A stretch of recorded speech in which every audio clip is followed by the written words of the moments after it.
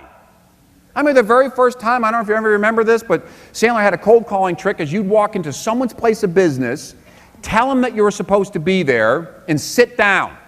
It was a cold call, right? You walk in, and he'd always say, you go on a rainy day or a snowy day.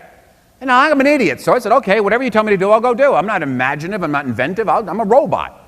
So you walk in, it's snowing out, you're flopping your jacket. What idiot would go out in weather like this? Everyone's laughing inside. Yeah, that's crazy. Yeah, can you tell Bill I'm here for him? I'm his 9:30. And I have no appointment. Right? I am terrified. Of course, I was in the parking lot since 8. It took me an hour and a half to have enough courage to go through the door. All right?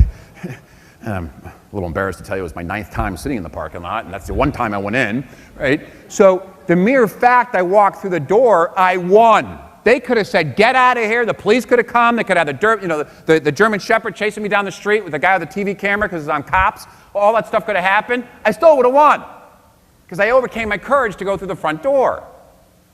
So that's your tipping point. And when you have a tipping point and it starts to work, you actually start to believe.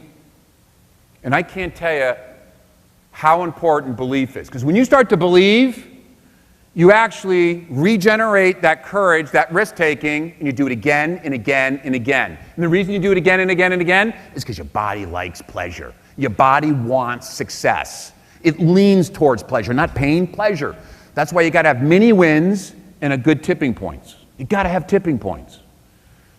And when you have all this stuff, I don't know if any of you, when you take a look at this grid that you have, no matter what you picked, for instance, I'd put down ask pain funnel questions. You got to get better at it. When you look at it, you say, okay, I'm going to go through pain getting better at this. I have to ask different types of questions. I have to ask better questions. I actually have to uncover the cause and then the cost. How much is it financially costing you? Are you fully committed to solving this with or without me? All those questions that you have to ask. That takes courage.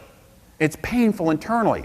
So when you look at all the growth that you have to do, you've got to be really simplistic with yourself. Is this a skill issue? Or is this a bravery issue? Do I know what to do and I'm just wimping out doing it? Because if it's a skill issue, learn the skill and role play. If it's a bravery issue, which by the way, almost all of them are. If it was only a skill issue, we'd write a book, send it to y'all, and you guys would go home and be fantastic. The reason you have reinforcement, repetitiveness, coaching and hold handing and all that stuff that you have to do, it's building up your courage to do what you learned in the programs or anyone else that you go. So when you look at bravery, how many of you are using this tool every day? How many of you don't even know what this is? Any of you know what an AB journal is? Whoa. All right. On your notes, write down, talk to my trainer about AB journals. Okay, write it down. I did this every day for 10 years. Every working day. They're very embarrassing, the ones I wrote in the beginning. Actually would sweat through suits, right through them. It looked like Norm Peterson, right, from Cheers. It was just disgusting. So, anyone over 40 knows that one. So, younger generation's like, who's Cheers? If you have AB journals, you write down one attitudinal goal and one behavioral goal. One inside goal, one outside goal. And you track it every day. You know what this gives you? What does this give you? It gives you little wins. Why do we need little wins? What does your brain need?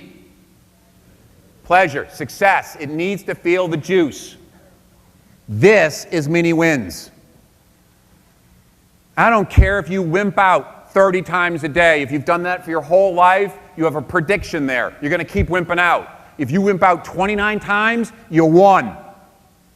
28's the next day. 27's the next day. You got to get your successes. And you got to understand your tipping points, because your tipping point is what you put most of the time in your attitudinal area. Now, there's a story I'm going to close with. Is some will say it's the medicine man, some will say it's the chiefs.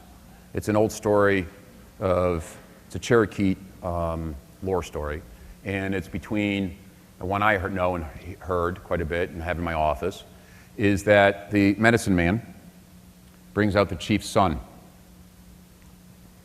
and they're walking through the fields, And as they're walking through the fields, young little boy, he says to him, all of us have two wolves inside of us. We have a black wolf, and we have a white wolf. The black wolf feeds on fear. It feeds on anger, frustration, rejection. It feeds on it. The white wolf feeds on love, humility, compassion, courage, belief.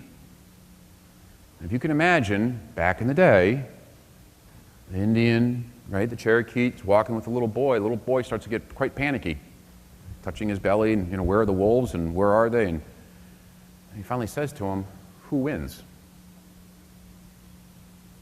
Guess what the answer is? Last line. Whichever one you feed. This is going to sound ridiculous, but it's the last thing we're going to do for the day. So let's have some fun. Why don't you say the last 4 or 5 words together, all right? As a group. We're not going to say the one you feed. It's whichever one you feed. Got it? Say it together as a group. If everyone says it, no one's going to feel like an idiot. Okay? Which wolf wins? Oh, for the love of Pete. What are we, like Amway? Get it up, man. Let's go. Right? You ready? Come on, have some chutzpah in it. Let it belt it out. Which wolf wins? Yeah, you go. Now, when you have all your thoughts, when you're done, having a choice, being truly committed to it is not something you do once in a while. It's the way it is. You wake up in the morning and you're supposed to get up at 6. No snooze, get up at 6. You got to get up anyways. What are you snoozing for? I don't get that. Set goals. Be dedicated to them. Don't accept mediocrity. The bottom line is, I hope all of you will have a new passion and commitment to do the best you can to be your ideal self. Be your best. Don't worry about anyone else's vision of it. What's your best? And most of us know what our best is. The problem is many of us are listening to the wrong wolf. Which wolf wins? Thanks, guys. Have a hell of a time. Thanks.